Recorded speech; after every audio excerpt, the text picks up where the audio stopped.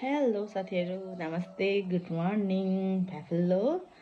अन्त म चाहिँ अब त्यो सबैजना हाउसवाइफको एउटै काम है, बिहान उठ पकाऊ। अन्त म चाहिँ नानीको लागि टिफिनको लागि र ब्रेकफास्टलाई चाहिँ आलुको रेसिपी लिएर आएको छु। आलुको चाहिँ पराठा, आलुको रोटी, आलु स्लाइस यो पिल गरेर अनि यसलाई चाहिँ यस्तो बनाएको छु। यसको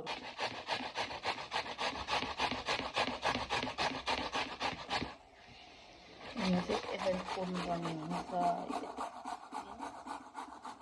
टाइम लाग्दैन।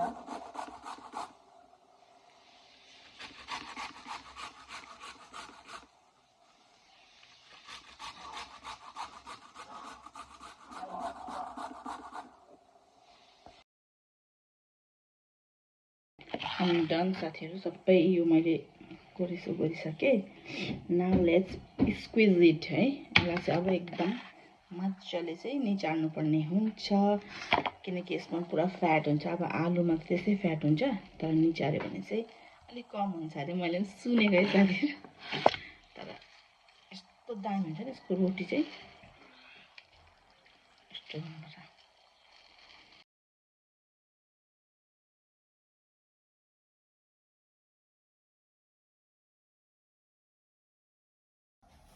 हामी यसलाई प्रिपेयर गर्नु थाल्छौँ। Don't go with this colour है। यो आलु चाहिँ अब यस्तै हुन्छ। काटिसकेपछि यसमा चाहिँ हामी अब दुईटा अन्डा यसरी, अनि थोरै नै नुन त हाल्नुपर्छ अलिक, अब टेस्ट अनुसार, किनकि यत्रो आलु छ अनि अन्डा। अनि तपाईँले यसमा चाहिँ स्टार्ट गरौँ न साथीहरू पकाउनु।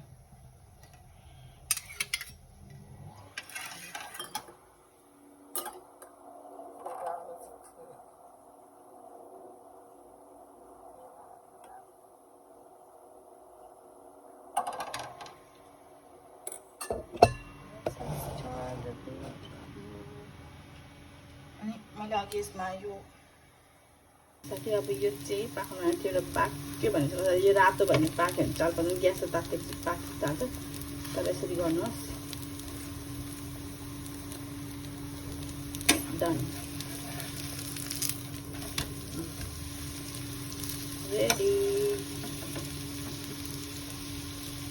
Ready to serve. अब सुरु भयो। अब चाहिँ नानीलाई दिनु सकिन्छ।